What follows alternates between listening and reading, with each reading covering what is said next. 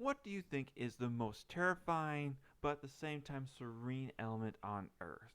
Is it air, rock, fire, or water?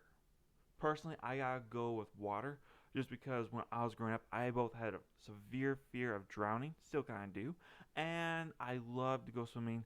Plus, water is pretty much how we survive. So, both of those things tug at me for why I think that one is the most terrifying and serene. Now, I hear what some people might say is like, why not fire? Well, for fire, I've always had like a terrifying respect of fire, but I never had the same element of fear that I had towards water. Because as a pyrotechnic kid, I would make my own bonfires, play with fire a little bit. Never really got seriously burned by it, but I always felt like I had a matter of control over fires. Whereas for water, if you start drowning and you don't really swim all that well, you're kind of screwed. Now, why do I bring this up? In this episode of Samurai Jack, Jack has to go to an underwater city named Oceania that he learned can send him back to the past so he can defeat a coup. Now, when he's on his way out into the ocean to go search for this sunken city, he runs into this massive storm, waves the size of skyscrapers that kicked a memory of me back into the movie of Poseidon, where this cruise liner is just docked in the middle of the ocean having a celebration at night when all of a sudden this massive rogue wave just comes by and swamps the thing, causing it to capsize. Same thing happens to him. He gets capsized and he's trying to surface, but part of his boat knocks him unconscious and he begins to sink down to the bottom of the sea to his doom. Now, as he's sinking, there's a fish that comes by and eats Jack, and thankfully, this fish has apparently oxygen within its stomach for Jack to breathe, so he's able to survive.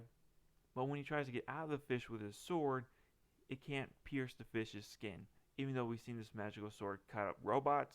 A coup pretty much is indestructible.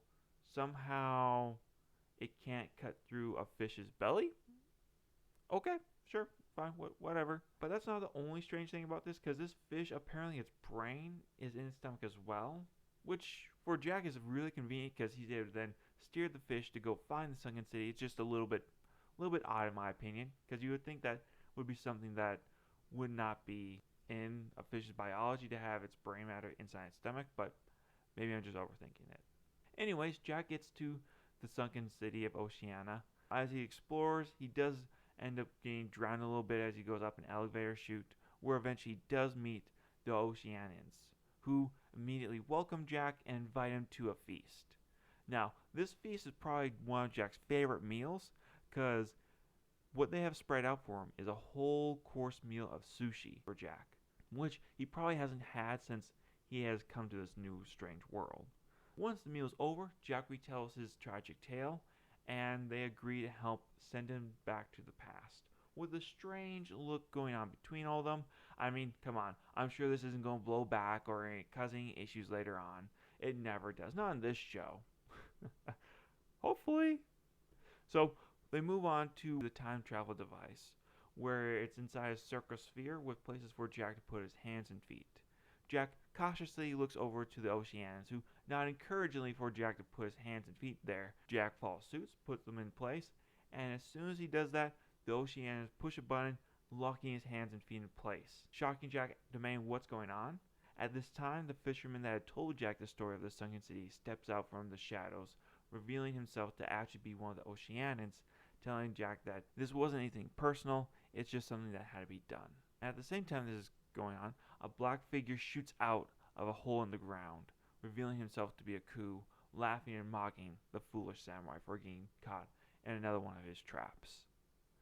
Jack tries to warn the Oceanians that they can't make a deal with the coup because he will never honor the deal, but they ignore his warning and present Jack to a coup, and ask Aku to now hold up his side of the bargain. Aku just simply laughs at him, saying that they're pretty much condemned to stay at the bottom of the ocean for forever. Upon hearing this news, the Oceanians, well, they don't take it too well, and call for their army to attack Aku. I mean, you gotta give them some respect for not just rolling over and being, oh yes, my lord Aku, oh you're so wise, we accept deal full-heartedly. So you gotta respect them there at least. Unfortunately though for them, doesn't matter how many troops they send at Aku, he just bashes them all aside as he transforms into a giant kraken and starts defeating all of their soldiers.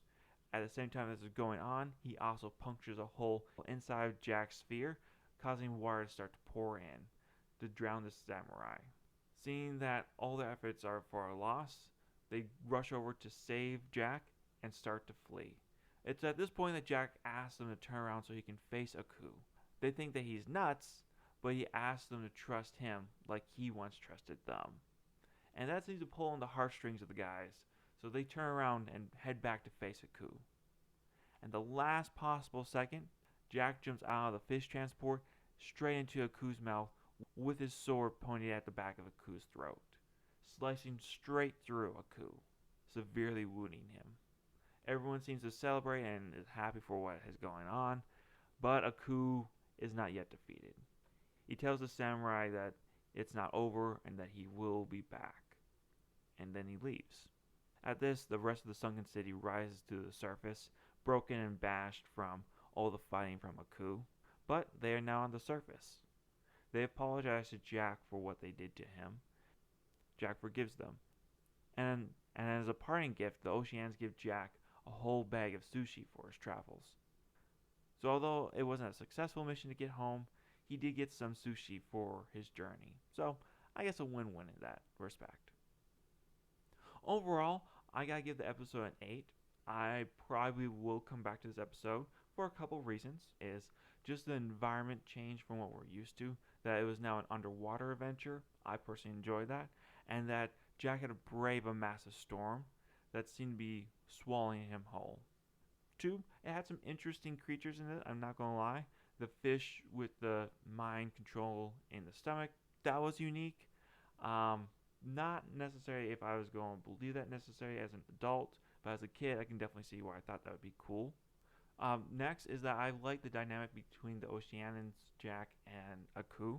That although you meet friends in this world, you shouldn't necessarily trust them right away.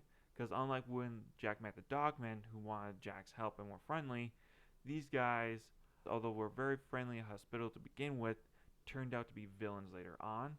But it was a complexity reason. It wasn't just because they were evil to be evil. So I kind of enjoyed that complexity with there. Although it was pretty light, it wasn't necessarily all that deep. It did add at least a few levels to their character versus some of the other characters we met in the show so far, in my opinion at least. I enjoyed the battle with Aku.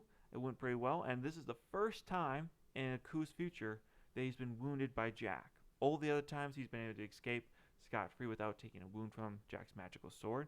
This is the first time that Jack and Aku have fought, and Jack has come out on top.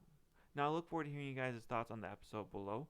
Let me know if I missed some points, if you thought that I overlooked some areas, or if I am giving the Oceanians a little bit too much credit. I would like to hear what you guys' thoughts in the comment section below. Otherwise, leave a like and subscribe, and I'll see you guys in the next video. You guys have a good one. Take care now. Bye.